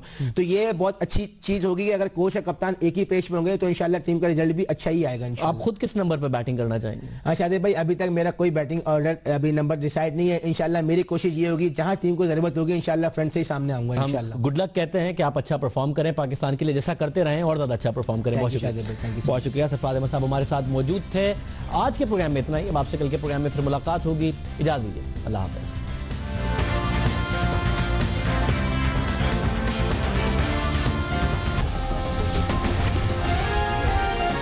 उनकी तफ्तीश या तहकीक कर सके। मगर नईमुल साहब, आप क्या चाहते हैं कि ये नैब करता, एफआईए करता, ये करे? यही मैंडेट आप जानना चाह रहे हैं कि खुला मैंडेट क्या होगा, उसका डिमांड कर रहे हैं आप? मगर एक और बात शादिब, आपने गौर किया होगा उनका आखिरी तकरीर के आखिर पर उन्होंने कहा कि जो इल्जामात लगा रहे हैं वो सबूत पेश करें इस कमीशन के सामने। इसका मतलब है ये तहकीकाती नहीं है भाई, कमीशन का फर्ज है कि वो तमाम इल्जामात की खुद तहकीक करे, क्योंकि मुकदमा तो नहीं है कि किसी को जाके साबित करना है उनके खिलाफ इल्जामात जो है। बहुत शुक्रिया नहीं मुल्क साहब, बहुत शुक्रिया। हमारे साथ मौजूद थे। कतई तौर पर कबूल नहीं कर रही पाकिस्तान तहरीक इंसाफ इसकी तकरीर को या फिर इस ऑफर को। उन्होंने कहा कि इल्जामात प्रूव करें, तहकीकाती कमीशन नहीं है। अभी मरियम नवाज शरीफ साहिबा का जो ट्वीट मेरे सामने है वो ये कि बगैर किसी इल्जाम के या बगैर कुछ गलत काम किए या इलीगल काम किए मियां नवाज शरीफ ने अपने आप को एहतसाब के लिए पेश किया है। अब या तो इसको साबित करें या फिर माफी मांगे। अब ये बड़ी इंटरेस्टिंग बात है, क्योंकि साबित बहुत कुछ शरीफ खानदान को भी करना है, सिर्फ इल्जाम लगाने वालों को नहीं साबित करना। इल्जाम लगाने वालों के पास सबूत हैं वो सामने लेके आए। कुछ शरीफ खानदान को बहुत कुछ साबित करना है, जिसका हम बार बार हुसैन नवाज साहब से सवाल करते रहे, बार बार उनके सामने सवाल रखते रहे कि भैया आपका फाइनेंशियल ट्रेल जो है जिसके तहत आपने बिजनेस किया है, और वो ये जवाब देते रहे कि मैं ये सारे सबूत किसी एक जुडिशल फोरम पे रखूंगा, एक टॉक शो में नहीं रखूंगा। मैं आपको दोबारा दिखा देता हूं उन्होंने क्या कहा था। और अब ये मौका है, क्या सिर्फ इसलिए कमीशन बना रहे हैं कि जिन्होंने इल्जाम लगाए हैं वो मामला लेकर आएंगे, या फिर खुद भी मियां नवाज शरीफ साहब अपनी फैमिली पूरी हिस्ट्री की तरह और एक पूरा फाइनेंशियल ट्रेल साबित करेंगे कि ये ट्रेल है, इस तरीके से पैसा बाहर लेके अगर नहीं गए तो इस तरीके से कमाया, सऊदी अरब से इस तरह पैसे ट्रांसफर किए। क्योंकि अपना एक जो बाकायदा 3-4 दफा एक कमिटमेंट दी हुसैन नवाज साहब ने हमारे प्रोग्राम में, वो यही थी कि मैं आपके शो में नहीं मगर कोई भी जो जुडिशल फोरम होगा, जो भी एक तहकीकाती फोरम होगा, उसके सामने जाके जरूर सारे के सारे हकाइक अपने बिजनेस के रखूंगा। साहब, आप बहुत सारी बातें जो ज़ाहिर है मीडिया पर हमारे इंटरव्यू में नहीं शेयर करना चाह रहे हैं, बहुत सारे सवालात के आप जवाब नहीं देना चाह रहे, मगर बहुत सारे ममालिक में इसके बाद, पनामा लीक्स के बाद तहकीकात शुरू हो गई हैं। तो क्या पाकिस्तान में इस हवाले से तहकीकात नहीं होनी चाहिए, और हों तो आप तैयार हैं अपने सारे अकाउंट सामने रखने के लिए, सामना करने के लिए, सब कुछ ट्रांसपेरेंट सामने रखने के लिए? जी, बात यह है जी कि मैं तो अपने आप को जो है बिल्कुल जो है ना अपना पेश करता हूँ कि अगर जो है ना लेट्स से कि मेरे खिलाफ जो है ना कोई केस टू आंसर है, तो जो है ना मैं बिल्कुल जो है ना अपने आप को जो है ना अपना एक एक्विटेबल और एक जुडिशियस जो है ना इन्वेस्टिगेशन के लिए तैयार हूँ। अगर जो है कोई ऐसा मामला है, कहीं पे जो ना आपको कोई चीज इनक्रिमिनेटिंग नजर आती है, तो मैं तो जरा रज़ाकाराना तौर पे अपने आप को पेश करता हूँ। रज़ाकाराना तौर पर अपने आप को पेश करने को तैयार हूँ। मरीम नवाज साहबा कह रही हैं कि जिन्होंने इल्जाम लगाए हैं वो या तो साबित करें या माफी मांगे। उसे नवाज साहब ने कहा मैं रज़ाकाराना तौर पर पेश करूंगा, किसी टॉक शो में नहीं बात करूंगा, मगर अगर कोई जुडिशल फोरम होता है तो जुडिशल फोरम खुद वज़ीर आज़म पाकिस्तान जो कि वालिद साहब हैं उन्होंने बनाया है, तो जिम्मेदारी सिर्फ इल्जाम लगाने वालों पर नहीं, क्योंकि इल्जाम इस नोयत के हैं और बहुत कुछ ऐसा है जो साबित करना है शरीफ खानदान को, तो वो साबित करें, इस फोरम पर जाकर बात करें। और जो ट्वीट है वो सिर्फ मरीम नवाज साहबा ने नहीं किया, खुद शरीफ खानदान की तरफ से और शरीफ खानदान के अंदर से ऐसे ट्वीट्स हुए, आज जो हेडलाइंस बने उन पर भी बात करेंगे और दूसरे मुल्कों ने क्या किया इस सारे मामले के बाद उस पर भी बात करेंगे एक ब्रेक के बाद।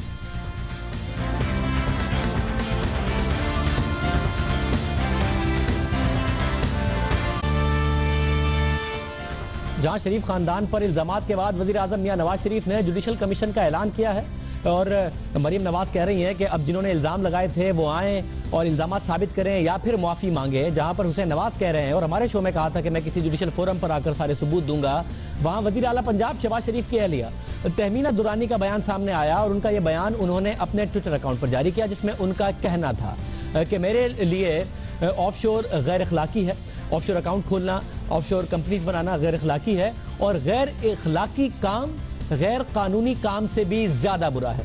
शरीफ फैमिली अपनी दौलत को कौम को वापस करके सादा जिंदगी गुजारे। शरीफ खानदान दौलत कौम को लौटाकर ही अपना नाम साफ कर सकता है। तहमीना दुरानी का मजीद कहना था और अपने ट्विटर अकाउंट में कहना था कि शहबाज शरीफ से शादी को 14 साल हो गए हैं और शरीफ खानदान के दीगर अफराद से कभी नहीं मिली।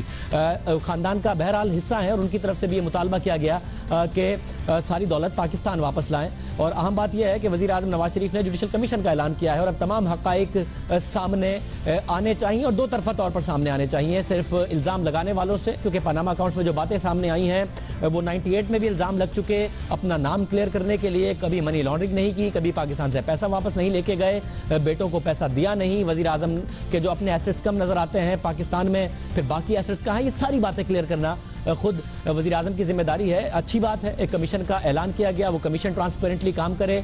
ऑपोजिशन जिन्होंने इल्ज़ाम बहुत ज़्यादा लगाए हैं वो उनका भी फ़र्ज़ है कि अगर उनके पास कोई सबूत है तो वो भी लेकर जाएं। प्रोग्राम में आगे बढ़ते हैं और बात करते हैं एक बड़ी दिलचस्प सूरत हाल की कि भारत की ये सूरत हाल है जहाँ वज़ीर आज़म नरेंद्र मोदी पर अपने ही मुल्क में ISI का एजेंट होने का इल्ज़ाम लगा है। ISI के एजेंट करार दे दिए गए हैं नरेंद्र मोदी।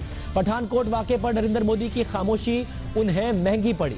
आम आदमी पार्टी ने उनकी खामोशी पर उन्हें कटहरे में खड़ा कर दिया है। आम आदमी पार्टी के रहनुमा अमित मिश्रा कहते हैं कि मोदी ISI के एजेंट हैं। उन्होंने उन पर गद्दारी का इल्जाम भी लगाया। क्या मोदी जी भारत माँ के दुश्मन हैं, यह भी उन्होंने कहा। अमित मिश्रा ने कहा कि मोदी के दौरे हुकूमत में हम घर के रहे ना घाट के। ट्विटर पर भारतीय मोदी मुखालिफ बयानात दे रहे हैं। कोई उन्हें अब मुल्क दुश्मन कह रहा है, कोई भारत में उन्हें ISI का एजेंट करार दे रहा है और ये मोदी की पूरी जिंदगी में पहली दफा हुआ होगा, क्योंकि मोदी की अपनी सियासत पाकिस्तान मुखालिफ नारे पर बुनियाद बनती है। ऐसे वक्त में जब मियां नवाज शरीफ उनकी हल्फ बर्दारी की तकरीब में गए, मियां नवाज शरीफ चाहते रहे कि दोनों की दोस्ती हो, मियां नवाज शरीफ ने अपने ही मुल्क में इल्जामात समेटे। उस वक्त में भी नरेंद्र मोदी पाकिस्तान पर इल्जाम लगाते रहे, पाकिस्तान की फौज के बारे में तरह तरह की बातें करते रहे।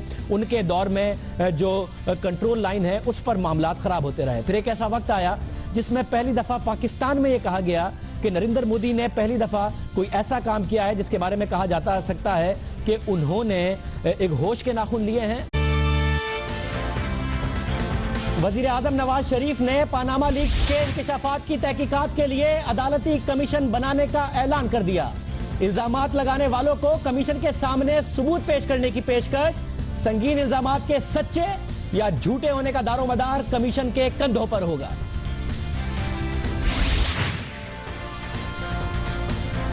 अदालती कमीशन से कुछ हासिल नहीं होगा। एतजाज एहसन ने अदालती कमीशन मुस्तरद कर दिया। पीटीआई भी खुश नजर नहीं आ रही। ऑपोजिशन ने कमीशन के आगाज से पहले ही नताइज का इशारा दे दिया। हुकूमती जराए कहते हैं कि पंजाब में दहशतगर्दी के खिलाफ ऑपरेशन में फौज और हुकूमत एक पेज पर है। इस दावे में कितनी सदाकत है, बताएंगे अंदरूनी कहानी।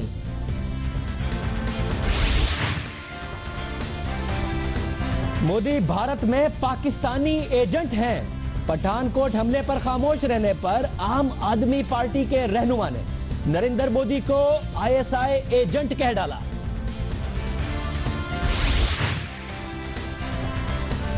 और पाकिस्तानी क्रिकेट टीम में तब्दीलियों का पहला कदम उठ गया। सरफराज अहमद T20 फॉर्मेट के कप्तान बन गए। कम उम्र नए कप्तान के सामने बड़े बड़े पुराने चैलेंजेस हैं। वनडे टीम में भी अहम फैसलों की मुंतजिर है।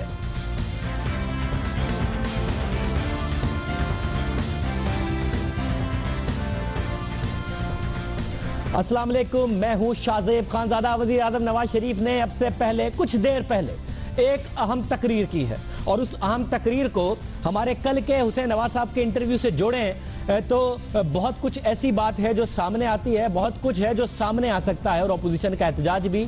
लेकिन उससे बात करने से पहले आपको एक अंदर की बात बताते चलें, एक अहम खबर। और अहम खबर है हुकूमती ज़राए।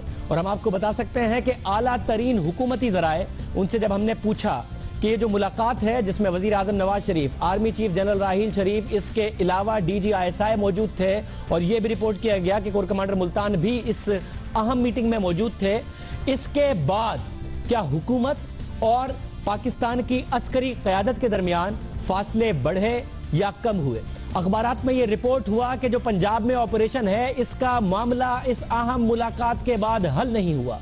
एक अखबार में ये रिपोर्ट हुआ कि फासले अभी तक बढ़े हुए हैं। ये रिपोर्ट हुआ कि अस्करी क़यादत और हुकूमत एक पेज पर नहीं है। हमने हुकूमत के आला तरीन ज़राए से बात की और आला तरीन ज़राए के हद तक हम आपको ये बता रहे हैं कि हुकूमत का कहना है कि इस अहम मुलाकात में जो कि वज़ीर आज़म Nawaz Sharif, army chief general राहील शरीफ, DG ISI, core commander Multan, जैसा कि रिपोर्ट हुआ उसमें ये मौजूद थे। इस मुलाकात से 3 दिन पहले चौधरी निसार, वज़ीर दाखिला चौधरी निसार और शहबाज शरीफ की आर्मी चीफ से जो मुलाकात हुई, मामलात उसी में तय पा गए थे। जिन मामलात में डिफरेंस ऑफ ओपिनियन की बात की जा रही थी और कहा जा रहा था कि पाकिस्तान की अस्करी और पाकिस्तान की सिविलियन क़यादत एक पेज पर नहीं है, वो मामलात वजीर आजम और आर्मी चीफ की मुलाकात से 3 दिन पहले होने वाली मुलाकात, जिसमें वजीर दाखिला और शहबाज शरीफ साहब थे और आर्मी चीफ से उन्होंने मुलाकात की, उस मुलाकात में तय पा गए थे। और वफाकी वजारत दाखिला पंजाब में जो ऑपरेशन हो रहा था उसमें से पहले एतमाद में थी। अगर कोई एतमाद में नहीं था तो वो पंजाब हुकूमत को एतमाद में नहीं लिया गया था। लाहौर में बम धमाका हुआ और बम धमाके के बाद ये तासुर उभरा कि जो ऑपरेशन किए गए हैं और DG ISPR की तरफ से ट्वीट भी किया गया कि इंटेलिजेंस एजेंसीज और रेंजर्स ने ऑपरेशन किए हैं और उस ऑपरेशन के नतीजे में गिरफ्तारियां हुई हैं और एम्यूनेशन भी पकड़ा गया है। अब हमें आला तरीन हुकूमती ज़राए बताते हैं कि उस वक्त जो ऑपरेशन हुआ, ये बात दुरुस्त है कि पंजाब हुकूमत उस वक्त उसे उस बारे में नहीं पता था। पंजाब हुकूमत को ऑपरेशन की मोडालिटीज़ का नहीं पता था, जिसकी वजह से ये तासुर उभरा कि पाकिस्तान की अस्करी क़यादत और पाकिस्तान की सिविलियन क़यादत एक पेज पर नहीं है।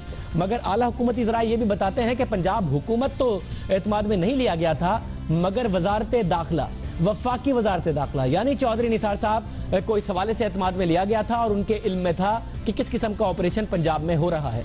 बाद में जो मुलाकात हुई आर्मी चीफ से शहबाज शरीफ साहब की और वजीर दाखिला चौधरी निसार साहब की, तो ऑपरेशन की आगे की मोडालिटीज पर बात की गई, पंजाब में ऑपरेशन कैसा होगा इस पर बात की गई। और आला तरीन हुकूमत ज़राए ये बात बताते हैं कि उस दिन के बाद, जिस दिन DG ISPR साहब ने ट्वीट भी किया था और जो ऑपरेशन हुआ था, उसके बाद कोई ऐसा ऑपरेशन नहीं हुआ जिसके बारे में ये तासुर उभरे कि पंजाब हुकूमत एक पेज पर नहीं है। जो भी ऑपरेशन हो रहे हैं वो पाकिस्तान की अस्करी और सिविलियन क़यादत उसमें एक पेज पर हैं और उसको इंटेलिजेंस एजेंसीज और साथ में जो काउंटर टेररिज्म डिपार्टमेंट और पुलिस है उसके कोऑपरेशन से सारे ऑपरेशन हो रहे हैं। और ये तय किया गया है कि रेंजर्स की जहां मदद चाहिए होगी, रेंजर्स वहां पर कोऑपरेट करेगी। ये बात परवेज रशीद साहब ने उस दिन प्रेस कॉन्फ्रेंस में जब DG ISPR के साथ वो कर रहे थे ज़रूर कहा था और इस बात की तौसीक भी की गई थी DG ISPR की तरफ से कि जो ऑपरेशन है उसकी नोयत के हिसाब से ये देखा जा रहा है कि कहाँ रेंजर्स इसमें कोऑपरेट करेगी। अब पंजाब हुकूमत और आला तरीन हुकूमती ज़राए बताते हैं कि उसको भी एतमाद में ले लिया गया है। तो साफ नज़र आता है कि पहले जो एक मौक़िफ़ था पंजाब हुकूमत का कि कोई ज़रूरत नहीं है कि रेंजर्स ऑपरेशन हो और ये सारा मामला हो। उसमें अब जहाँ जहाँ ज़रूरत होगी वहाँ पर रेंजर्स, जो कि लाजमी नहीं है कि सिर्फ वो एरियाज़ हों जहाँ पर पहले समझा जाता था, उन एरियाज़ में भी जहाँ पर इंटेलिजेंस इतलात कहेंगी कि रेंजर्स के कोऑपरेशन के साथ इस वक्त ऑपरेशन किया जाए, वो होगा। आला तरीन हुकूमत ज़राए बताते हैं कि ये मामला तय पा गया। ये इस मामले पर अब हुकूमत, पंजाब हुकूमत, मरकजी हुकूमत और पाकिस्तान की अस्करी क़यादत एक ही पेज पर है। प्रोग्राम में आगे बढ़ते हैं और बात करते हैं वज़ीर आज़म नवाज शरीफ की कौम से खिताब की। इनसे जारी इल्ज़ाम तराशियों के बाद बिलाखिर वज़ीर आज़म नवाज शरीफ सामने आए, कौम को एतमाद में लेने की कोशिश की। वज़ीर आज़म नवाज शरीफ ने आज कौम से खिताब में पानामा लीक्स के दावे की अदालती तहकीकात का ऐलान कर दिया। अजीज़ अहले वतन, आज मैंने एक आला सतही अदालती कमीशन कायम करने का फैसला किया है। सुप्रीम कोर्ट के एक रिटायर्ड जज इस कमीशन के सरबराह होंगे। आप वज़ीर आज़म के बेटे हैं, वज़ीर आज़म पाकिस्तान के बेटे हैं, उस वज़ीर आज़म के जो अवाम से कहते हैं कि आप ज़्यादा से ज़्यादा टैक्स दें, अवाम से कहते हैं कि अपने असासे डिक्लेयर करें, तो ऐसे वज़ीर आज़म के बेटे होते हुए आपके अवाम, पाकिस्तान के अवाम के सामने नहीं बताएंगे कि जब आप सऊदी अरब गए आपने स्टील मिल लगाई, उसके बाद आपने बताया कि वो स्टील मिल बेचकर आप यूके में भी पैसा लेके गए। ज़ाहिर है अगर सऊदी अरब से लेके गए तो लीगली लेके गए होंगे, वो किस तरह लेके गए, कितना पैसा लेके गए, कितने में बेचा, या आप अवाम के सामने नहीं रखेंगे अपने ऑफिशियल अकाउंट्स?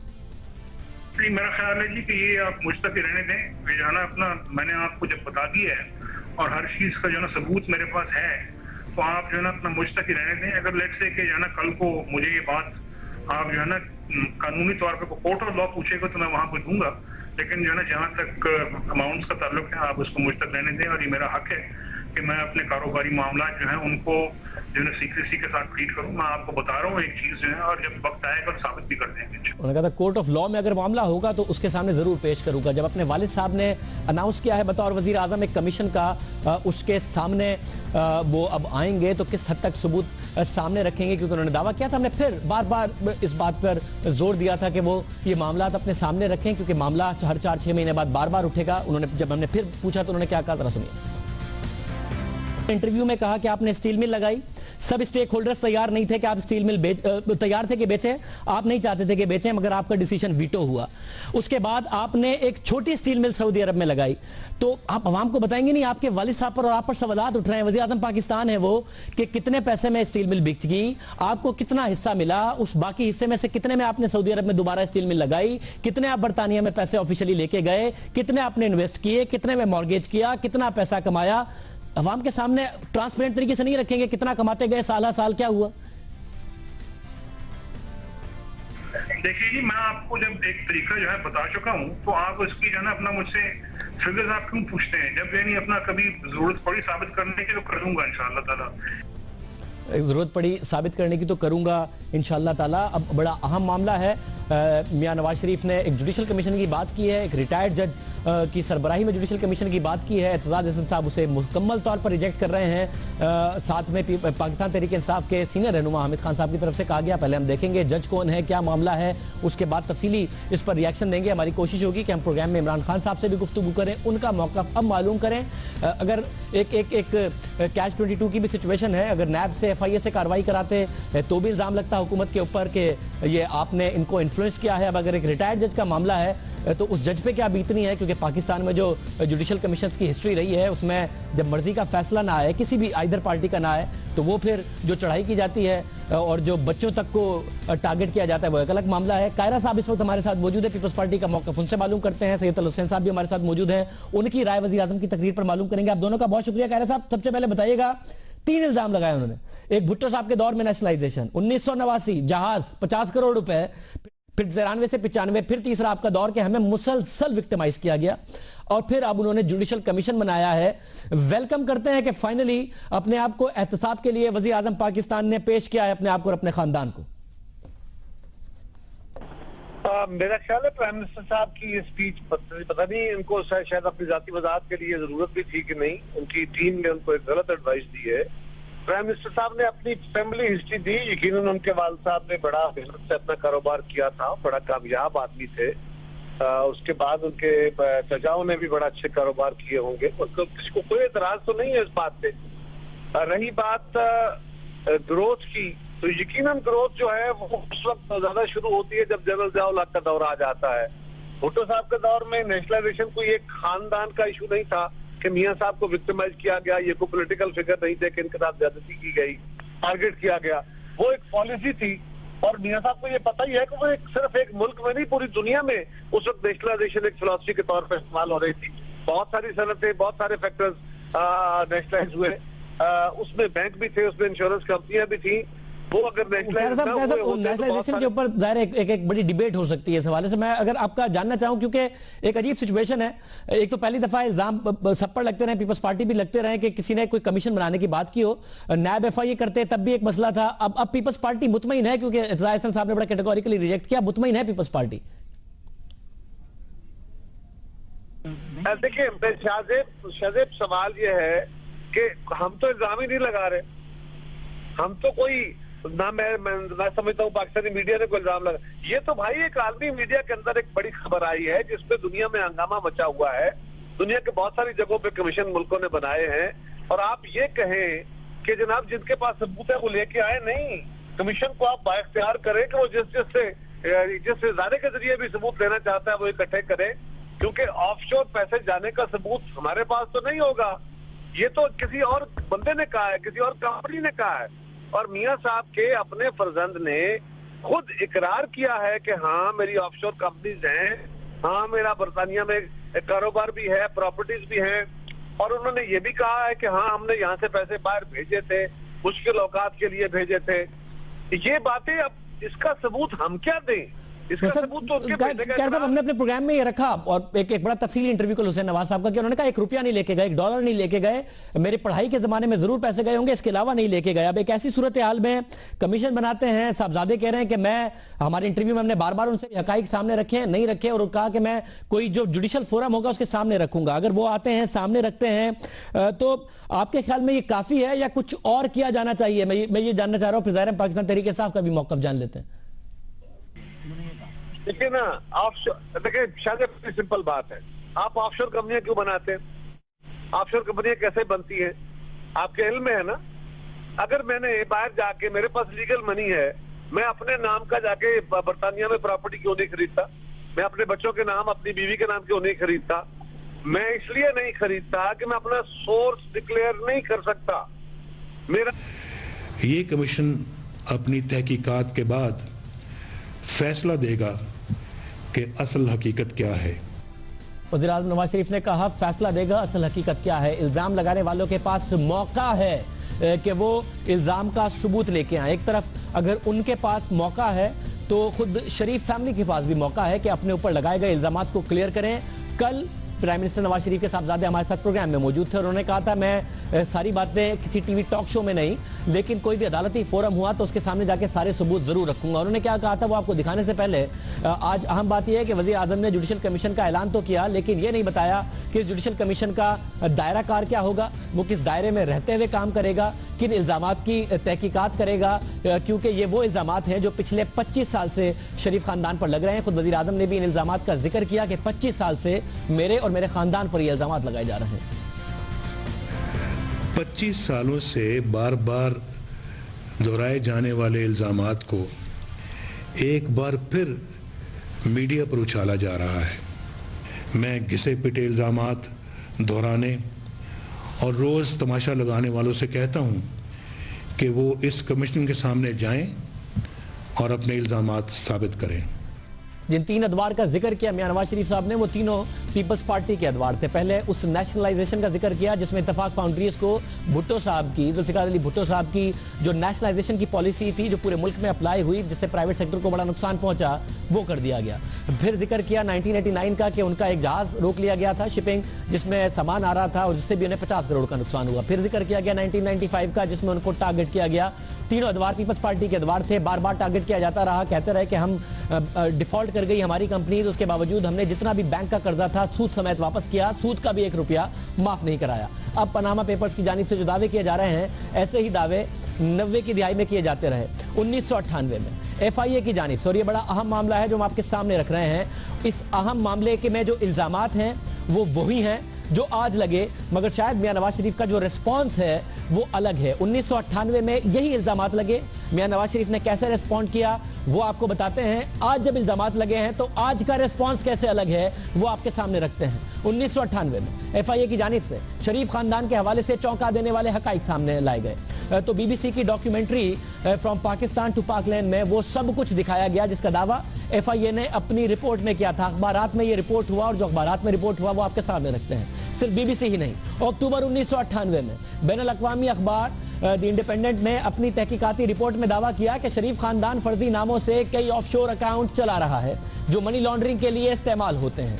1998 में FIA के सामने आने वाली रिपोर्ट इस वक्त के सदर मोहम्मद रफीक तारड़ और आर्मी चीफ जनरल जहांगीर करामत को भेजी। इस रिपोर्ट में दावा किया गया कि मियां नवाज शरीफ ने बैरून मुल्क लाखों डॉलर्स के ऑफशोर बैंक अकाउंट्स खोले हुए हैं और लंदन में उनकी ऐसी जायदादें भी हैं जो जाहिर नहीं की गई। इस रिपोर्ट में बताया गया कि मियां नवाज शरीफ के लंदन में 4 फ्लैट्स हैं जिनकी मालियत 3 मिलियन पाउंड से भी ज्यादा है। ये 1998 की बात हम आपको बता रहे हैं। ये तमाम हकाइक सामने आने के बाद बरतानवी अखबार ने दावा किया कि उस वक्त के आर्मी चीफ जनरल जहांगीर करामत बरहम हैं और इस रिपोर्ट को बुनियाद बनाकर मार्शल लॉ लगा सकते हैं। ये उस वक्त के आर्मी चीफ जनरल जहांगीर करामत के बारे में कहा गया।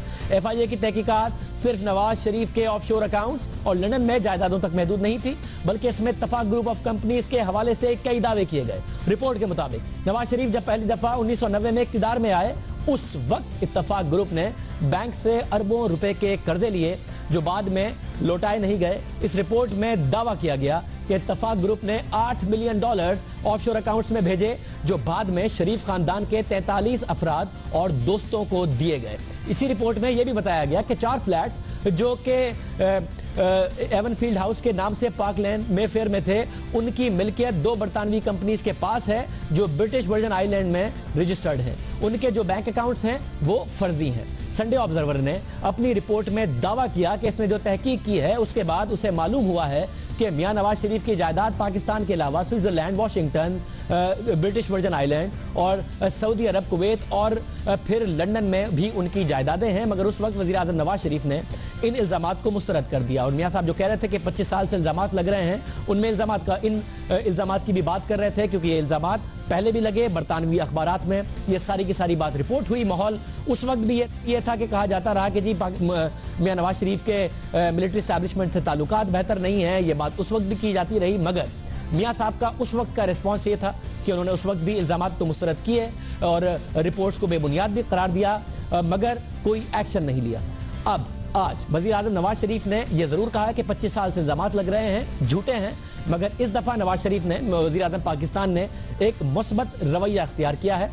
मुस्तरद इल्ज़ामात जरूर किए, उन्हें बेबुनियाद भी करार दिया, मगर मुस्तरद करने के साथ, बेबुनियाद करार देने के साथ एक जुडिशल कमीशन के क़याम का ऐलान किया। तो 1998 के मुकाबले में मियां नवाज शरीफ का एक अलग रवैया जरूर नजर आया है।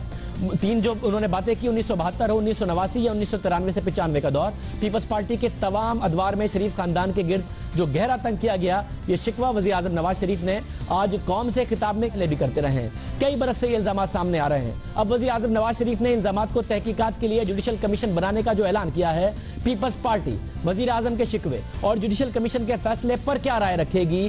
क्या पीपल्स पार्टी के जो तीनों अदवार की मियां नवाज शरीफ ने बात की है वो दुरुस्त?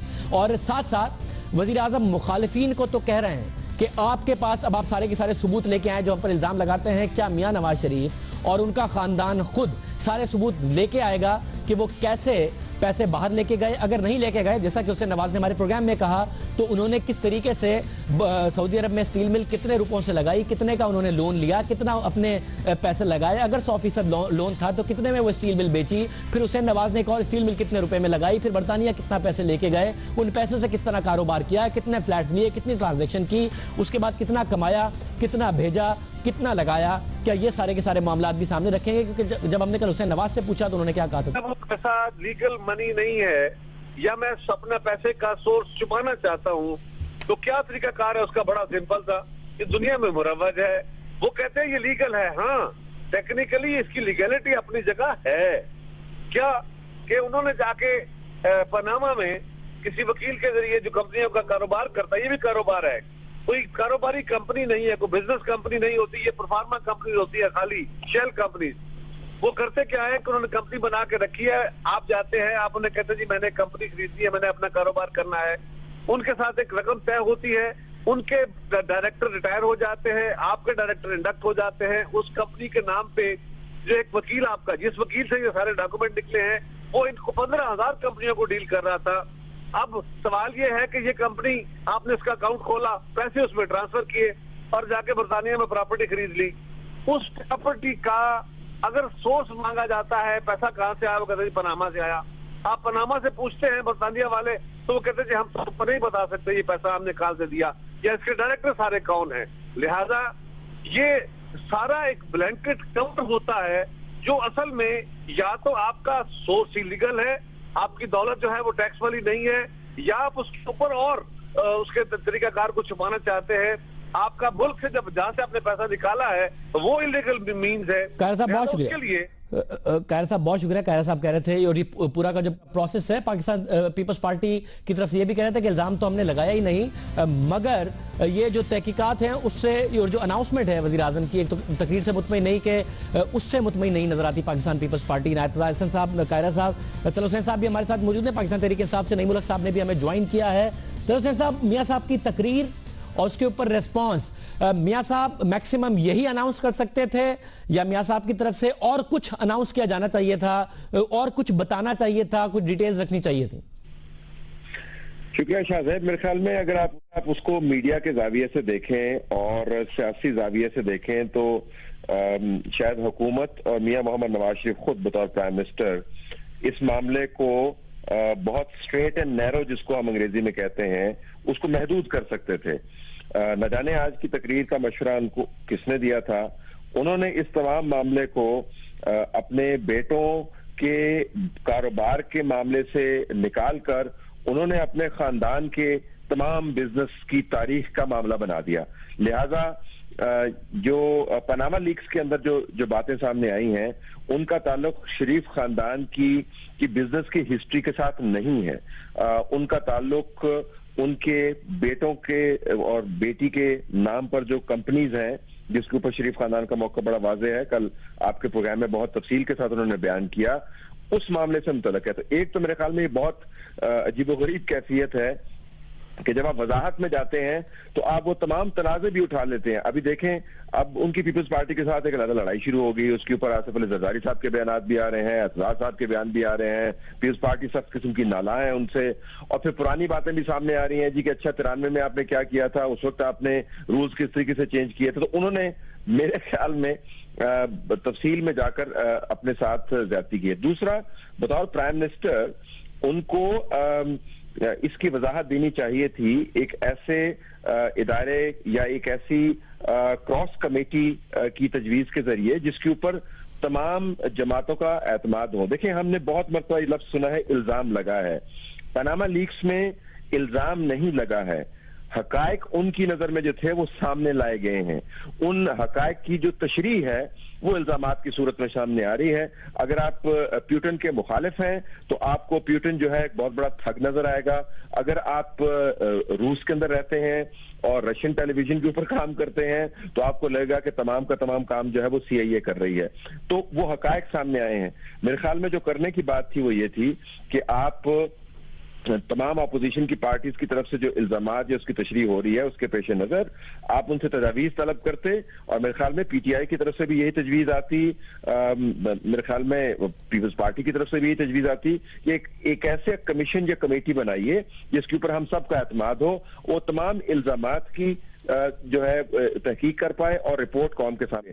अपनी तरफ से कमीशन बनाना, रिटायर्ड जज के जरिए बनाना, खुद से बंदे उसके अंदर नामजद करने, और फिर ऊपर से मरियम नवाज साहिबा का ये कहना कि प्राइम मिनिस्टर ने अपने आप को एहतसाब के सामने पेश कर दिया। किसके सामने पेश कर दिया? उसके सामने पेश कर दिया जिसको खुद नॉमिनेट कर रहे हैं। मेरे ख्याल में सियासी तौर पर आज उनकी तकरीर की जो उठान थी और उसके अंदर जो तजवीज थी वो मुतासरकुन बिल्कुल भी नहीं थी। बहुत शुक्रिया। हमारे साथ तलत हुसैन साहब मौजूद थे और हमें पाकिस्तान तहरीक इंसाफ से नई मुल्क साहब ने भी ज्वाइन किया। नई मुल्क साहब, बहुत शुक्रिया। किस हद तक पाकिस्तान तहरीक इंसाफ मुतमईन है या मुतमईन नहीं है मियां नवाज शरीफ साहब के इस अनाउंसमेंट से कि जुडिशल कमीशन बना रहे हैं रिटायर्ड जज की सरबराही में, किस हद तक मुतमईन है? हम बिल्कुल मुतमईन नहीं हैं। हम समझते हैं कि तकरीर बहुत ही गैर तसल्ली बख्श थी और बल्कि वो एक शेर मेरे जहन में आ रहा है कि वो बात सारे फसाने में जिसका जिक्र ना था, वो बात उनको बहुत नागवार गुजरी है। उनकी फैमिली हिस्ट्री जो आज उन्होंने बयान की, उसका जज साहब बिल्कुल सही कह रहे थे, उसका कोई ताल्लुक ही नहीं था उन हक़ाइक़ से या उन इल्जामात से जो पानामा लीक्स की रोशनी में पूरी दुनिया के सामने आ रहे हैं। नंबर 1। नंबर 2 जी, बात यह है कि इन्होंने किसी भी एतराज या सवाल का जवाब नहीं दिया इस तकरीर में, इसलिए तकरीर जो थी ये बेमानी सी मुझे नजर आई। दूसरी बात यह कि इन्होंने जो कमीशन बनाने का ऐलान किया, जैसा तलब भी कह रहे थे, मैं भी उससे इत्तेफाक करता हूँ। अब ये बात उस तकरीर में क्लियर नहीं थी कि ये कमीशन के जो रिटायर्ड जो जज होंगे वो उनका तकर्रुर ये खुद करेंगे या चीफ जस्टिस से कहेंगे। दूसरी बात यह कि उस कमीशन के इख्तियारात क्या होंगे, किस हद तक होंगे। तीसरी बात यह कि उसको कितनी मुद्दत दी जाएगी। वहां तो उन्होंने 24 या 25 अप्रैल कह दिया इंडिया में, इंडियन गवर्नमेंट ने, कि उस वक्त तक रिपोर्ट दे दी जाए। चौथी बात यह कि क्या उस कमीशन को मुकम्मल तौर पर इख्तियारात होंगे कि तमाम जो इल्जामात या शकूक व शुबात